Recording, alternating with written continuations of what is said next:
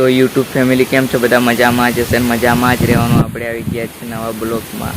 તો આજે જ આપણે જણાવવાના છીએ ડૉક્ટર ભરત આહિર વિશે, કે એમનું કાર એક્સિડન્ટ થયું હતું ને તા પછી એમને શું જણાવ્યું ને શું નહીં ને શું આગળ કરવાના છે તેમને બધું જ જણાવશું. એટલા માટે બ્લોગમાં બન્યા રહેજો, લાઈક સબસ્ક્રાઈબ બધું જ કરી દીજો મિત્રો. તો ડૉક્ટર ભરત આહિરે હાલમાં થાર લીધી છે નવી મિત્રો.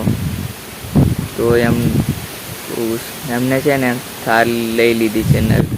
એમને કંઈ અફસોસ નથી થયો કે કાર એક્સિડન્ટમાં એમની ગાડીનું કંઈ નુકસાન થયું.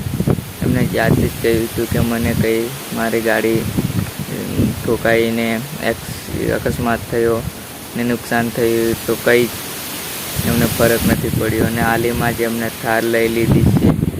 તો ઇન્સ્ટાગ્રામમાં તેમને પોસ્ટ ચડાવી દીધા છે, યુટ્યુબમાં બી આવી જશે બ્લોગ ટૂંક સમયમાં. તો સપોર્ટ કરવાનું ભૂલતા નહીં મિત્રો, ને નવા બ્લોગમાં મળે.